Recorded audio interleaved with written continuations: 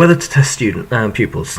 This is a One School for All lecture by Andrew Thomas for the University College Østfold, which I want my wonderful Nordic citizenship education students to watch before Monday the 18th of September.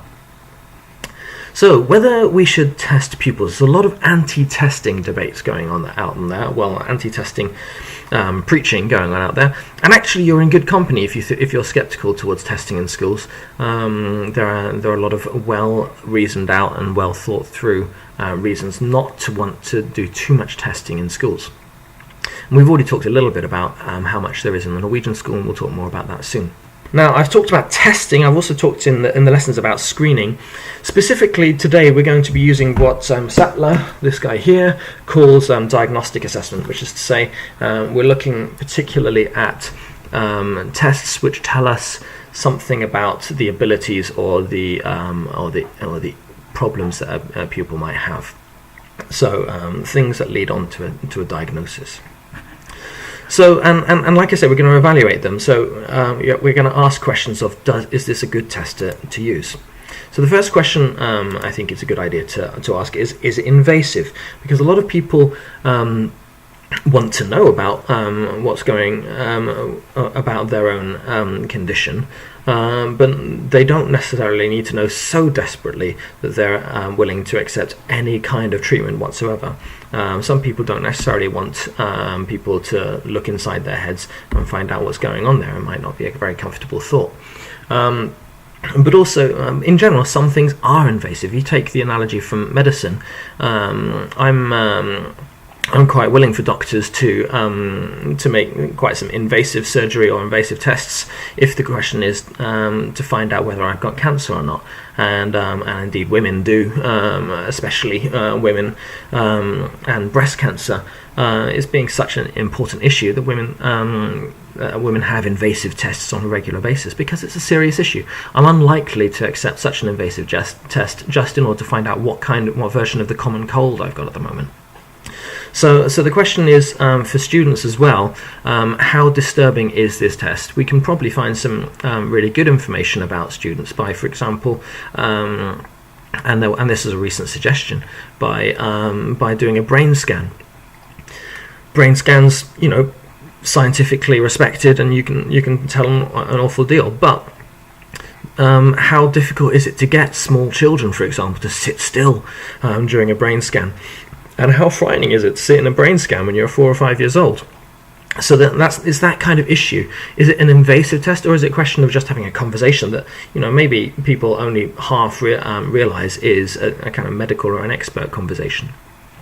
So that's the kind of question. But it's also a question of, is it invasive to the school life? And a lot of students and teachers indeed are reacting to the amount of expert tests which are taking place in school. People teachers who thought their job was to educate their pupils are now administering tests which they feel is not their kind of. They feel they're not at home with these tests. This isn't my kind of test. I would never design this kind of test, and that's because it's a diagnostic test rather than a kind of chapter test, which is the kind of thing they've been doing usually. So we can also talk about, is it invasive to school life? And that boils down to, in very many cases, to the question of how much does it cost? How much do we lose by spending time and money on this kind of test? Because at the end of the day, as a teacher, you're in school, you're constantly feeling that I wish I could do more for my students. You're in this situation. And that means we need to make economic decisions. We are educationalists, but we are also people who deploy the resources of the state. People that pay taxes, they pay for teachers, and that's a very limited resource, which means we should be making economic decisions the whole time. Should I be using my time like this, or should I be using my time supervising reading activities, or helping students along their way, or setting homework, marking homework, improving the time I spend giving quality feedback to my students? So the question of how much does it cost and how much time does it take is always going to be relevant when you're talking about testing. And a slightly more connected question is it connected to help? Because some diagnoses, they will tell us what the issue is, but they don't necessarily tell us if there's anything we can do about it. Some things we know what to do about, some things we don't really know what to do about. And very often a test will tell us the difference between two issues, but in actual fact the treatment that we have for those two issues is exactly the same. And what's the point of administering that test then? So a test, in order to be viable, has to be connected to some set of some practice, some future. We need to have a reason. We need to have a decision to make in order to take that test. Some things are actually solved by exactly the same issue, but like I say, the tests that don't necessarily have a solution, they can actually sometimes be of help. For example, I have no idea why I've got slightly less hair at the front of my head here than I had 10 years ago. But it has been suggested to me that it's perhaps my age. There's nothing I can do about my age. In fact, I'd rather like to continue aging. If I can find it established that it is age that is giving me a receding hairline, then maybe I can stop waking up every morning and accusing my children of shaving my head in the middle of the night. So the point is, when we've actually discovered something about a pupil, we don't necessarily know how to deal with that at the end of the day, but at least we can stop testing them, and even further, we can stop looking for other ways of solving that problem, and maybe go on to strategies of dealing with the problem rather than curing it. So the question of whether a test is connected to one particular form of treatment or one particular educational plan is a really important one when we're going to decide what kind of tests to be taking or administering. And this all boils down to the question of, what do we actually want to know? Do we need to know a course of treatment, a course of educational practice? And at the end of the day, as teachers, we actually pose our own questions to tests. There are a lot of things that we want to know. We want to know whether my pupils are in a position to reflect on their own lives, to make priorities in their lives, whether we can appeal to that, whether my pupils I can expect them to be kind to each other, whether I'm making them worried by the work I'm setting them, whether they like maths, whether I can go on this school trip to a mosque or a synagogue or something, whether I can expose my pupils to Fight Club. You know, all of these questions, those are important educational choices that we're making on our everyday experience. We don't necessarily find a test to that.